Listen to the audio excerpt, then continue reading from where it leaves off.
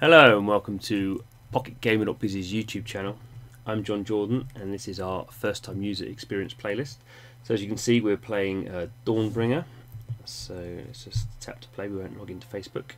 So Dawnbringer is published by Kiloo Games. So Kiloo is most famous for being the publisher and co-developer of Subway Surfers. So since the big success of that game, it's developed a few games of its own, but got more involved in publishing. So this is a published game from a new developer, actually another Danish developer. So I don't think we can skip this, can we? No. So I'm not a big fan of videos you can't skip. At least this one is kind of good quality, and at least it's not going through some incredibly laborious RPG backstory. Although obviously there's a backstory that there's some angels who've fallen to earth and they don't like each other very much. Okay, so we're going to learn how to parry the attack. So this game is a sword-based game in the sense that Infinity Blade was. Infinity Blade was obviously the big... Oh, I've got attack gameplay. Infinity Blade was the big kind of game that came out with this kind of... Oh, hang on. I'll do this. It's big kind of like blade stuff. And it's all a bit... It's kind of almost like a rhythm action, really. Oh, what happened there? Did I get him? Ooh, dear. Are we a baddie or a goodie? Or a goodie? Brother, wow, there's the twist in the tail. Tap again to skip. Right, okay. So, Infinity Blade was didn't have any movement, so the kind of or not really movement. This is more kind of open-ended. So we can see here, tap to run. So I don't quite know what I'm tapping. Am I just tapping? Okay. So it's just automatic. Okay, tap to run, tap to stop. Okay, that's a bit of an odd control scheme, isn't it? So the oh.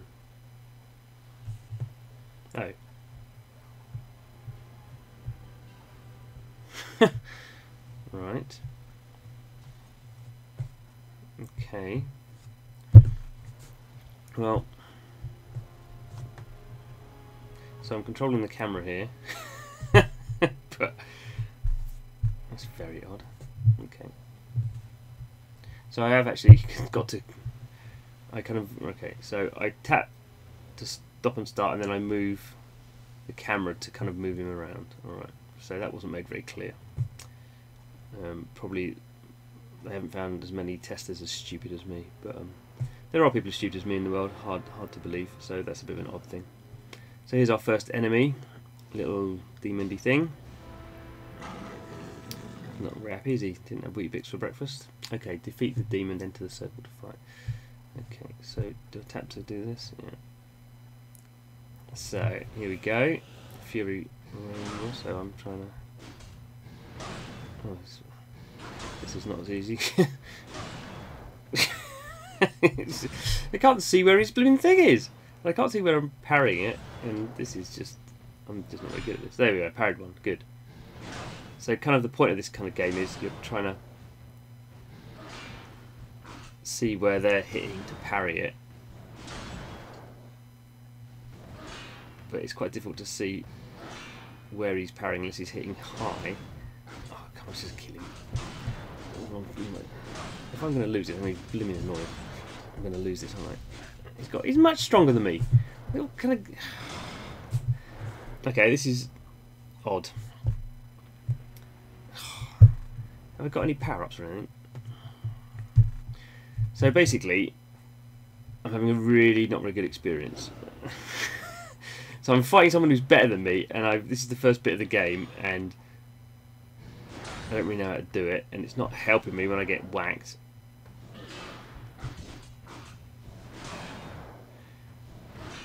So I've got to be like twice as good as him. Am I hitting him harder? I'm hitting him harder than he's hitting me. And I don't even get like a magical power-up if I'm getting whooped.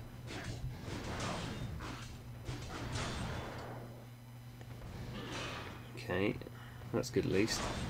But you kind of think at some point in these kind of games, where this is your first boss, not even your first boss battle, your first battle, so you're feeling like really rubbish, that you're just getting whooped. You just go, oh, you're going about to lose, and then some person comes in and saves you, or you get some big power up and drop a smart bomb on him, or just manage to chop his head off, or I'm going to lose again. So this is just, okay, is that going to help me now? Defeat tabs continue. Okay, well I don't really know what more to say about this game then. I walked into a big bit of rock and got stuck there, and then I can't defeat the first boss. Maybe obviously because I'm not very good at the game. I'm not talented. That's to be expected because this is the first time I've been playing it. Not only that, the boss is actually stronger than me, so I've got to be kind of better. And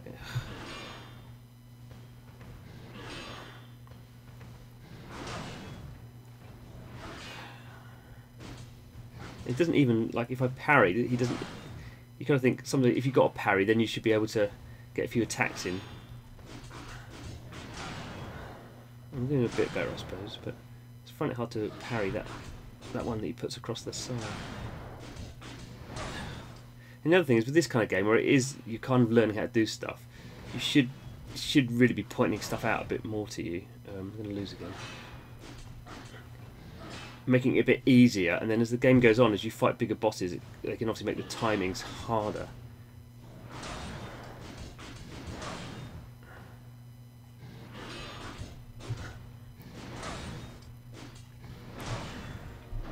Yeah, okay, so there we go.